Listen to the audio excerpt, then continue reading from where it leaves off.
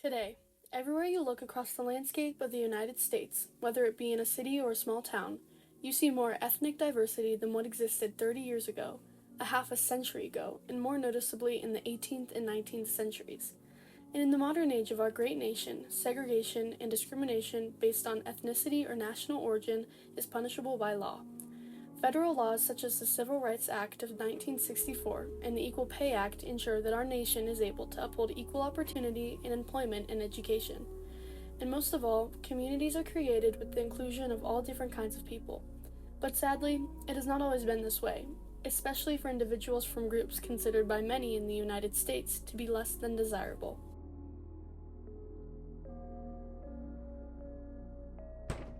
America has, for the last century and a half, become ever more diverse ethnically.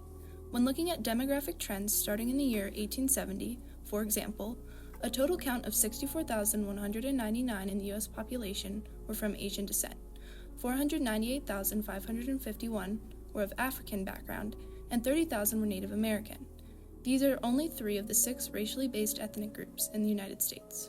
As can be seen from these numbers, a dramatic uptick in the populations of many different ethnicities began in the 1870s, and by 1880, the numbers arriving on America's shores had increased by 50%.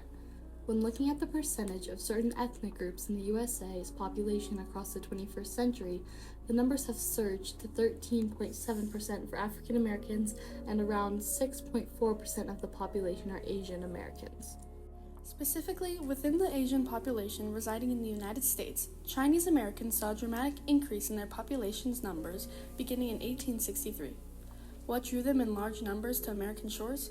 The motivation was from employment opportunities in California and a handful of other states. One such example that drew Chinese workers to western states occurred once construction of the Transatlantic Railroad began, and the need for cheap laborers to help construct this important transportation project exploded. Chinese immigrants flocked to fill these low-pay positions in large numbers. In 1880, a total count of 100,000 Chinese immigrants lived in the United States. Though it was a small portion of the nation's 50 million people at the time, it was significant enough to gain them a reputation among the mining and railroad industries. For some, this reputation was seen in a positive way, but for many Americans, these Chinese immigrants were viewed through a distrustful and wary lens. This reputation, though not reflective of the majority, was amplified through the stories and perceptions of the industry leaders and the media, ultimately cementing their role in shaping the public's view of the group as disruptive or problematic within the context of the rapidly growing industrial economy. Chinese laborers were known for working long hours for low wages and being obedient workers. Both qualities were very desirable to employers, but to other American citizens, specifically those in the construction and mining industries, these qualities were seen as a threat, and Chinese immigrants were accused of stealing jobs by certain segments of the American population. Because of this, a rivalry of sorts arose between the white workers on Western state or territory construction projects and the Chinese workers who were immigrating to America to fill these jobs. Citizens were warned against the dangers of the Chinese. For example, the Library of Congress states, in one 1878 pamphlet, a labor organization warned against the damaging effects of Chinese business. Men from China come here to do laundry work. The China Empire contains 600 million inhabitants. The supply of these men is inexhaustible. Everyone doing this work takes bread from the mouths of our women, so many have come of late to keep that work. They are obliged to cut prices.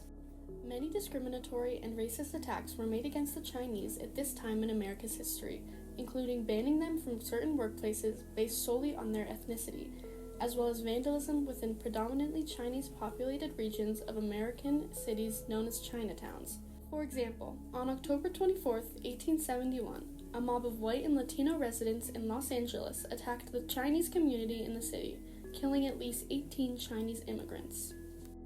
Tension was high between the Americans and the Chinese, until finally, events like the incidents in Los Angeles became much more common, as well as occurrences like the anti-Chinese riots in Seattle, Washington, in 1885, where mobs destroyed Chinese residents' homes and businesses.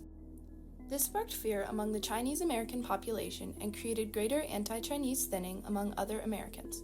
Labor disputes such as the Workingmen's Party of California, which was a group led by Dennis Kearney in the late 1860s and early 1870s, organized strikes and protests against Chinese laborers, As Chinese immigration to the United States rose more quickly in the 1870s into the 1880s, the United States Federal Congress passed the Chinese Exclusion Act, and President Chester A. Arthur approved and finalized the law. This act was signed in the spring of 1882 on May 6th.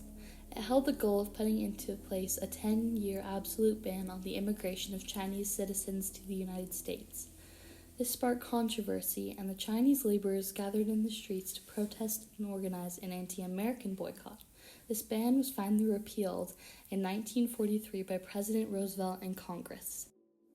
During the period of time leading to the repeal of the Exclusion Act, violence and discrimination occurred far more frequently between American workers of European ethnicity and Chinese workers, now more amplified than before.